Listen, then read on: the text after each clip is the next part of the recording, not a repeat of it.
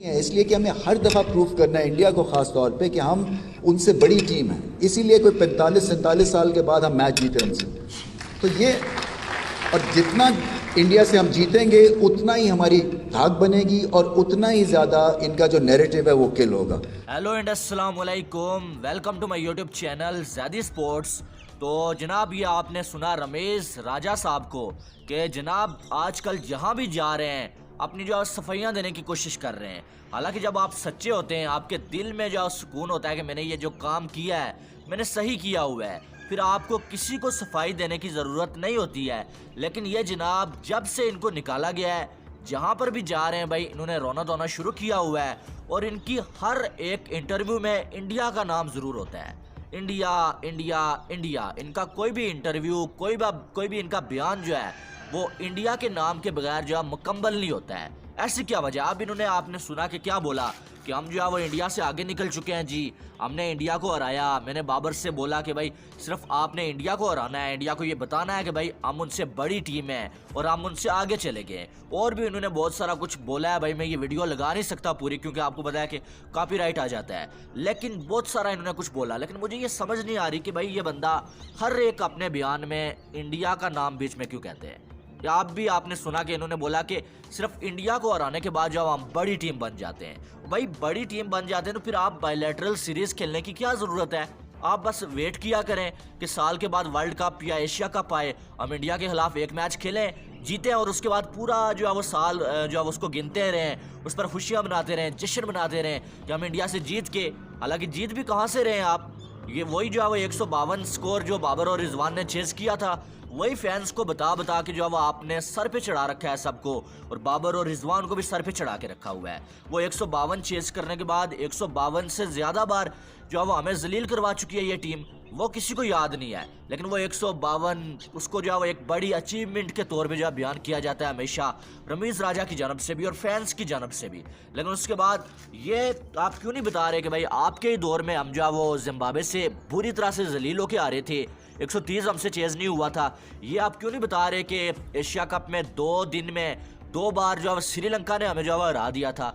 ये आप क्यों नहीं बात कर रहे कि आपके दौर में ये हुआ था? ये आप क्यों नहीं बता रहे कि इंग्लैंड की टीम ने टेस्ट को T20 बना के आके जो हमारे घर में हमें मार दिया था और जो वाइट वॉश कर दिया था? ये क्यों नहीं बता रहे आप ये क्यों नहीं बता रहे कि न्यूजीलैंड से हम अपने घर में जो है वो जलील हुए हैं? वो न्यूजीलैंड जिसको इंडिया ने जाके फेंटा लगा दिया, उससे हम अपने घर में जलील हो चुके हैं। आप कह रहे हो कि इंडिया से हम आगे निकल चुके हैं, $1 बिलियन वाली कंट्री से आगे निकल चुके हैं। मुझे आप ये बताएं ना कि न्यूजीलैंड आपको अपने घर में आके मार के चला गया, आपको जो है घर में उन्होंने नहीं जीतने दिया, और वही न्यूजीलैंड इंडिया में गया तो देखे पहले ही मैच में इंडिया ने 349 मार दिए और न्यूजीलैंड को शिकस्त दे दी। कि वही न्यूजीलैंड है ना जो आपसे जीत के गया। फिर आगे कौन हुआ? जो टीम आपको मार के जा रही है उसको इंडिया मार रहा है, इसका मतलब ये है कि इंडिया आपसे अच्छी टीम है। फिर आप कैसे कह सकते हैं कि हम इंडिया से आगे निकल गए या हमने ये कर लिया वो कर लिया? यानी कि सिर्फ बकवास करनी है, हर एक बयान को वायरल करने के लिए, लोगों की नज़र उस पर पड़े, इसलिए बीच में इंडिया का नाम लेना है। एक तरफ आप कह रहे हैं कि भाई जो है वो हम इंडिया से आगे निकल गए हैं, हमने वर्ल्ड कप का सेमीफाइनल खेला, हमने एशिया कप का फाइनल खेला। दूसरी तरफ आप ये कह रहे हैं कि हम इंडिया को हराएंगे तो जो है वो इंडिया से हम बड़ी टीम बन जाएंगे। यानी कि अपने ही बयान पर आप जो है रुकते नहीं हैं। फिर अगर देखें तो आप ये कह रहे हैं हम वर्ल्ड कप में जो है इंडिया से आगे निकल गए वर्ल्ड कप का, क्योंकि हमने जो है वो फाइनल खेल लिया। तो भाई साहब मुझे ये बताएं कि फाइनल आपने खेला कैसे था? आप नेदरलैंड के जो है वो भरोसे पर थे, नेदरलैंड के लिए आपने दुआएं की, नेदरलैंड ने साउथ अफ्रीका से जीता और हमें जो है वो बीक के तौर पे उसने दिया कि जाओ यार तुम फाइनल खेल लो, और हम फाइनल खेल ले। हमने अपनी मेहनत से क्या किया था? हम तो जिम्बाब्वे से हारने के बाद ही डिजर्व नहीं कर रहे थे कि हम जो है वो सेमीफाइनल या फाइनल खेलें वर्ल्ड कप का। तो ये आपकी कौन सी अचीवमेंट हुई है? आप कहाँ से आगे निकल गए हैं? इनके खुद को सच्चा साबित करने के लिए, ये साबित करने के लिए कि भाई मैंने इतने काम किए, तो बीच में बार बार इंडिया को लाना है, बेतुकी सी बातें करनी है, फजूल बातें करनी है, कंट्रोवर्सीज फैलानी है, बाकी कुछ नहीं करना है। अगर ये बंदा भाई जाने के बाद इतना रो रहा है तो आप देखें कि फिर जो लोग इससे पहले जिन्होंने PSL को कामयाब किया, जिनके दौर में हम जो है वो चैंपियन ट्रॉफी जीते, जिनके दौर में टेस्ट की नंबर 1 टीम बने हम एक दौर में, जिनके दौर में हम T20 की नंबर 1 टीम थे, उनके जाने के बाद उन्होंने इतना तो रोया नहीं यार। वो तो जाने के बाद इतना रोना धोना उन्होंने नहीं किया, हालांकि उन्होंने इससे लाख गुना ज़्यादा काम किए हुए थे। इसने किया क्या है? इसने पाकिस्तानी टीम को जलील करवाने के बजाय और क्या किया? मुझे तो कुछ इसकी अचीवमेंट नज़र नहीं आ रही हैं।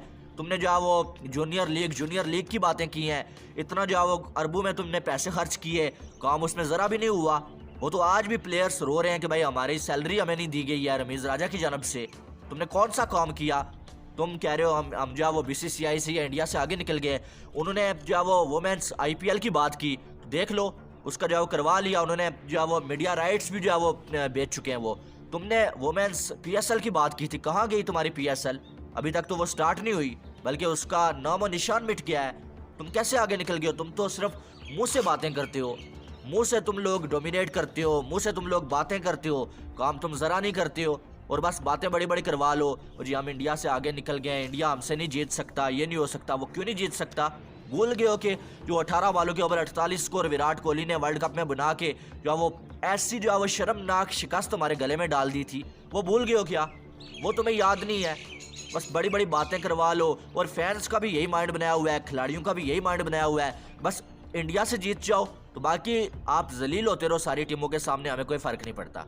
फैंस को जाके बोलो कुछ, वो आके जो है वो हमें गालियां दे रहे होते हो, जी हम इंडिया से 152 चेस किया था हमने, तुम बाबर पे बात कर रहे हो, तुम रिजवान पे बात कर रहे हो, क्योंकि हम इंडिया से जीते थे। लेकिन कोई ये नहीं देखता कि उसके बाद हम हारे कितनी बार हैं और कितनी बार कौन कौन सी छोटी छोटी टीमों से हम हारे हैं, वो कोई नहीं पूछेगा, वो कोई नहीं देखेगा। बहरहाल रमीज़ राजा के इस बयान पर आपकी क्या राय है वो आपने बताना है कि इंडिया हमसे नहीं जीत सकता और हम इंडिया से जितना जीतेंगे हम आगे जाएंगे। यानी कि तुम्हारी ये औकात है यार कि तुम सिर्फ इंडिया से जीतने के लिए खेलते हो, बाकी टीमों में तुम्हें कोई इंटरेस्ट नहीं है, वो तुम्हें हराएं जीतें जो मर्जी करें, वहाँ पर तुम्हें कोई इंटरेस्ट नहीं है। यार ये मुझे समझ नहीं आ रही कि ये बंदा, अब तुम्हें चले गए हो यार, तुमने जो काम करना था, जो तुमने बवासीर फैलानी थी वो फैला ली, अब तुम चले गए हो, खामोश होकर बैठ जाओ। एक तरफ तुम जो है वो चूर मचाई हुई थी, दूसरी तरफ तुम्हें जो है वो पैसों की लालच दी गई, PCB की जानब से तुमको जो है वो पेंशन दी गई, पेंशन तुमने मांगी, पहले तुम कह रहे थे कि मैं 1 रुपया नहीं लूँगा PCB से, तुमने 1,54,000 की पेंशन ली है और अब जो है वो मंथली तुम्हें मिलेगी। अब तुम्हारी ज़ुबान बंद हो गई है और अब आके तुमने जो है वो फेम हासिल करने के लिए या तुमने जो खबरों में रहने के लिए इंडिया इंडिया इंडिया करना शुरू कर दिया है। तो बड़ा यार ये इस बंदे से मैं बड़ा हैरान होता हूँ कि यार ऐसे भी लोग मौजूद हैं कि पहले भी जब टीम हार रही होती थी तो भाई जो है वो ये वहाँ से लोगों का जो इंटरेस्ट है क्रिटिसिज्म से बचने के लिए बीच में इंडिया का नाम ले आते थे, लोग सारे उधर लग जाते थे, ये बच जाते थे। अब फिर यही कर रहे हैं ये। उसके बाद अगर देखें तो भाई जो है वो कल शुभमन गिल, उसने बड़ी कमाल की इनिंग्स खेली है, ज़बरदस्त 208 स्कोर की एक धुआंधार इनिंग्स खेली है उसने। और जो कमाल की इनिंग्स उसने खेली है, पहले जब उसका 100 होने वाला था भाई छक्का लगा के जो है वो 99 किया, फिर सिंगल निकाल के 100 किया, फिर जब 200 होने वाला था तो 18 स्कोर आखिरी जो उसने बनाए भाई साहब, वो उसने 82 के बाद 3 छक्के लगा के बनाए, जो कि बहुत मुश्किल काम होता है। बड़े दिल का यार यहाँ पर मुजाहरा करना पड़ता है कि आपकी सेंचुरी या डबल सेंचुरी हो रही है और आपके पास मौका भी है कि आप सिंगल डबल निकाल के आराम के साथ बना सकते हैं, लेकिन आप अपने बारे में नहीं टीम के बारे में सोचते हैं और आप जो है वो छक्का लगा के डबल सेंचुरी या सेंचुरी मुकम्मल करते हो, वो भी फर्गसन जैसे बॉलर को। ये अनबिलीवेबल है यार। तो ये आने वाला भाई लेजेंड है ये बंदा।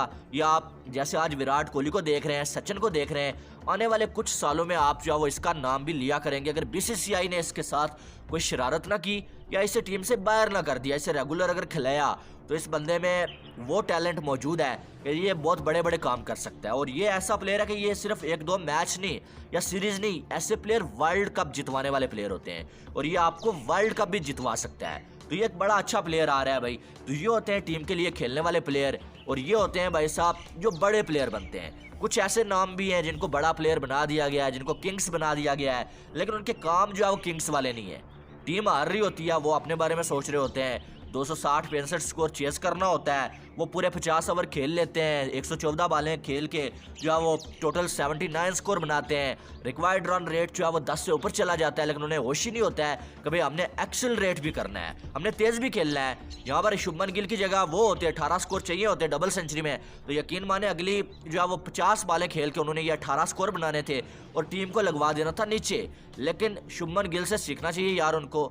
जो भी है, मैं बाबर आजम की बात भी कर रहा हूँ, केन विलियमसन की भी बात कर रहा हूँ, ठीक है। जो लोग स्लो खेलते हैं अपने लिए खेलते हैं, खास करके विलियमसन फिर भी जो है वो उस तरह से नहीं करता है, लेकिन बाबर आजम को हमने अक्सर देखा कि भाई वो जब भी स्कोर बनाता है टीम हार जाती है, क्योंकि वो स्कोर जो बनाता है भाई इतनी बॉलें खेल के बनाता है कि फिर टीम का पीछे कुछ बचता ही नहीं है, इतना स्लो वो खेल जाते हैं और हमेशा अपने माइलस्टोन के चक्कर में पड़े रहते हैं। बाबर हो गए, रिजवान हो गए, फिर और भी कुछ है, न्यूजीलैंड के भी 1-2 खिलाड़ी हैं, तो वो अपने चक्कर में पड़े रहते हैं, जिसकी वजह से टीम जो है वो हार जाती है भाई। तो उसका फ़ायदा क्या हुआ आपका? आप 200 भी बनाते हैं ना, अगर आपकी टीम हार जाती है, आपके वो स्कोर उसके काम नहीं आते, तो फिर उसका कोई फ़ायदा नहीं होता है। तो मेरे ख्याल से ये जो शुभमन गिल की इनिंग्स थी, बहुत सारे लोगों को इसकी इनिंग्स देख के सीखना चाहिए भाई बैटिंग की कैसे जाती है, टीम के लिए कैसे खेला जाता है। और जो है वो आखिरी ओवर्स में जब एक्सिलरेट करने का टाइम होता है तो एक्सिलरेट किया कैसे जाता है, 50 को 100 में कैसे तब्दील किया जाता है और 100 को 200 में कैसे तब्दील किया जाता है। वो उन लोगों में उनका नाम आ चुका है, सचिन तेंदुलकर, वीरेंद्र सहवाग, उसके बाद ईशान किशन और रोहित शर्मा, जिन्होंने 200 बनाया हुआ था इंडिया की जानब से। अब उस जो भाई साहब ग्रुप है उसमें शुभमन गिल का नाम भी आ चुका है। और यार इसने मैच कितने खेले हैं अभी, जो है वो 19 मैच खेले हैं और 1100 से ज़्यादा स्कोर बना चुके हैं, डबल सेंचुरी बना चुके हैं। तो ये बहुत बड़ी अचीवमेंट है, ये आने वाले वक्त में बड़ा कुछ करने वाला है ये लड़का।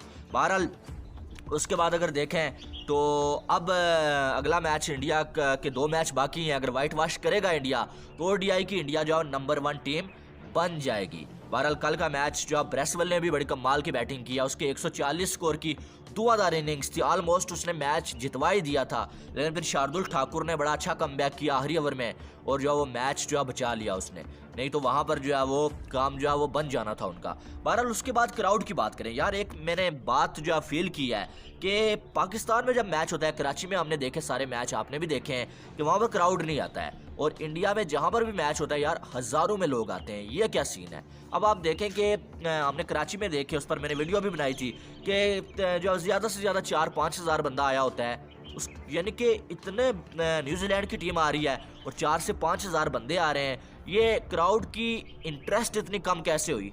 2 वजूहात हैं इसकी। एक वजह यह है कि आप जो है पिचेस अच्छी नहीं बनाते हैं, बड़ी बड़ी बातें करके आप पिचेस वापस वही जो है वो फट्टा ट्रैक बनाते हैं, जिसमें जो है वो मार मार के बैट्समैन जो है वो तबाही निकालते हैं, कोई विकेट नहीं, यानी कि बराबरी होती ही नहीं है उस पिच में। और स्कोर आपने देखे होंगे जैसे जो है वो ओडीआई में बने, टेस्ट में बने। दूसरी बात यह है कि आपके खिलाड़ी जैसे खेलते हैं, जैसे ठुक ठुक ठुक जो है वो T20 को ओडीआई बनाया होता है, ओडीआई को उन्होंने टेस्ट बनाया होता है, टेस्ट को पता नहीं क्या बना के खेलते हैं वो, तो इस पर फैंस का इंटरेस्ट नहीं रहता। आप ये देखें कि कितना ज़बरदस्त फाइटिंग मैच हुआ कल इंडिया और इसका न्यूजीलैंड का। 349 स्कोर इंडिया ने बनाए, वापस जो है 329 जो है इन्होंने बना लिए। इनके कमाल लाजवाब मैच हुआ है। तो ऐसे मैचेस जब होते हैं तो फैंस की जो इंटरेस्ट है वो भी बढ़ती है और फैंस फिर जो है मैच देखने के लिए स्टेडियम में आते हैं। लेकिन जब फैंस को पता हो कि भाई आपने करना ही यही है, आपने एक तो पिच अच्छी नहीं बनानी है, दूसरा आपने उसके ऊपर भी ठुक ठुक ठुक करना है, मैच भी आपने हार जाना है, तो फिर फैंस का इंटरेस्ट जो है वो कम हो जाता है। तो यही चीज़ जो मुझे समझ आई है कि ये मामला है। इंडिया में हम देखते हैं कि यार जो है वो स्टेडियम भरा होता है, रात को भी हमने देखा कि हैदराबाद में जो है वो एक कुर्सी खाली नज़र नहीं आ रही थी, इतना जो स्टेडियम भरा हुआ था। और वहाँ पर फैंस जो है वो पसंद भी करते हैं क्रिकेट को, ये नहीं है कि पाकिस्तान में पसंद नहीं करते हैं, लेकिन आप वेन्यू चेंज कर लें यार। आपको पता है कि कराची में जो है वो लोग आते ही नहीं है भाई, वो पता नहीं सोए होते हैं, कहाँ होते हैं, आप फिर कराची में ही रखते हैं। रावलपिंडी में तो कराची से ज़्यादा लोग आते हैं, वहाँ पर आप नहीं रखते। मुल्तान में ज़्यादा लोग आते हैं, वहाँ पर आप नहीं रखते, और आप जो है ज़्यादा मैच कराची को दिए जा रहे हैं। तो वहाँ पर मुझे नहीं मालूम है कि क्या सीन है, लेकिन मुझे जो समझ आया वो यही बात है भाई साहब कि फैंस इस वजह से नहीं आते हैं। बहरहाल आपकी इसके हवाले से क्या राय है वो आपने कमेंट बॉक्स में बताना है। वीडियो को लाइक करें, चैनल पे पहली बार आए तो चैनल को सब्सक्राइब लाजमी करें ताकि आने वाली तमाम अपडेट्स आपको बर वक्त मिल सकें। तो मिलते हैं नेक्स्ट वीडियो में, तब तक के लिए मुझे दीजिए इजाज़त। लव यू ऑल, अपना बहुत सारा ख्याल रखिएगा। अल्लाह हाफिज़।